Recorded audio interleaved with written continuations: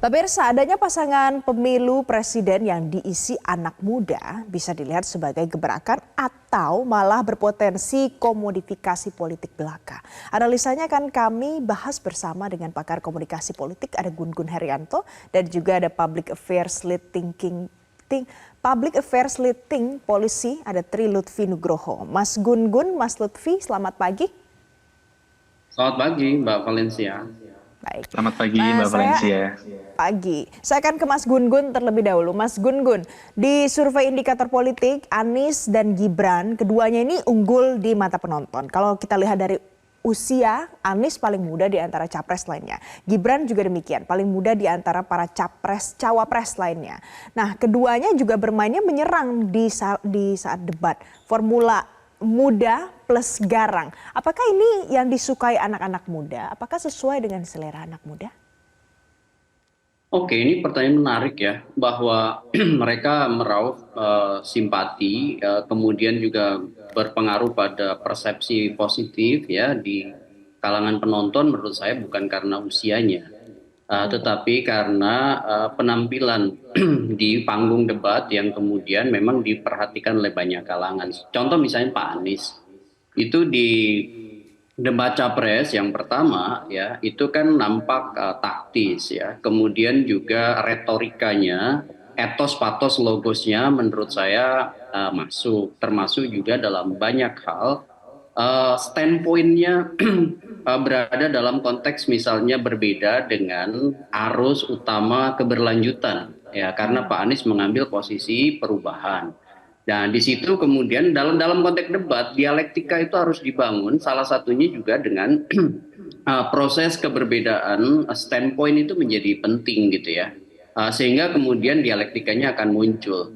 Contoh misalnya serangan-serangan Pak Anies di debat pertama kepada Pak Prabowo, sebut aja misalnya menggunakan pola yang kadang-kadang misalnya asertif ya dalam beberapa segmen. Kebetulan saya kan juga panes di debat pertama ya, masuk ke wilayah-wilayah yang sebetulnya memang menjadi tema utama dari debat perdana.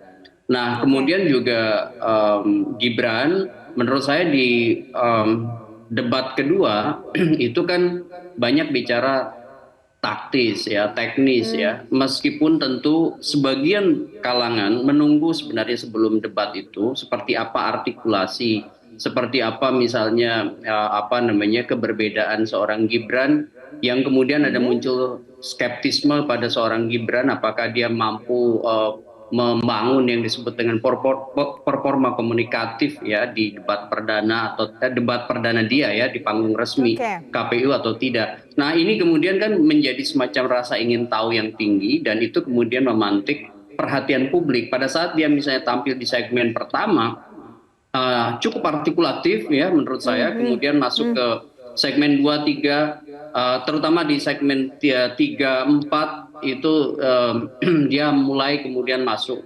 attacking statement ke beberapa pihak ya. Kalau kita lihat misalnya gaya Gibran di debat kedua itu juga lumayan taktis ya, teknis begitu ya. Kemudian dia coba menyuguhkan juga beberapa hal yang menurut saya kemudian memantik perhatian publik pada bahwa memang debat itu butuh dialektika. Maka wajar Pak Anies bisa di debat perdana mendapatkan apresiasi begitu ya. Pak Ganjar sebenarnya dalam banyak hal juga konsep-konsepnya menarik ya, tetapi di titik-titik tertentu ketika misalnya dihadapkan antara keberlanjutan dengan perubahan, nah di situ ada kegamangan narasi itu. Padahal kan narasi itu butuh yang disebut dengan kepaduan atau koherensi material, koherensi struktural, koherensi karakterologis begitu ya. Yang itu kemudian sangat penting dalam konteks retorika di panggung Mas Gun Gun. Mas Gun Gun. Kalau Mas Gun Gun melihat apakah yang dibahas oleh Gibran saja gagasannya, apakah ini hanya sekedar mendaur ulang yang sudah dilakukan Jokowi selama ini atau ada kebaruan dari gagasan yang dibawa oleh Gibran? Secara umum saya lihat itu lebih banyak melanjutkan apa yang kemudian sudah menjadi gagasan utama Pak Jokowi. Contoh misalnya soal hilirisasi, itu kan sebenarnya sudah muncul di Pak Jokowi. 19 juta lapangan pekerjaan misalnya ya, itu juga di debat-debat pada saat Pilpres Pak Jokowi itu muncul gitu ya. Kemudian inkubator atau inkubasi UMKM misalnya. Termasuk kan bicara IKN ya. Itu kan nampak sebenarnya memperteguh itu yang sebenarnya reinforcement terhadap apa yang kemudian jadi gagasan Pak Jokowi. Meskipun tentu ya ada narasi misalnya bahwa IKN itu bukan hanya pembangunan fisik, tetapi ini adalah simbol transformasi pembangunan misalnya. Ini kan sebenarnya narasi yang unsur kebaruannya nyaris sebenarnya ya ini bukan soal hal baru yang kemudian didengar oleh publik gitu ya. Jawabannya itu ya Mas Gun-Gun ya. Iya, menurut itu saya sebenarnya bukan sering hal yang baru. oleh Pak Jokowi.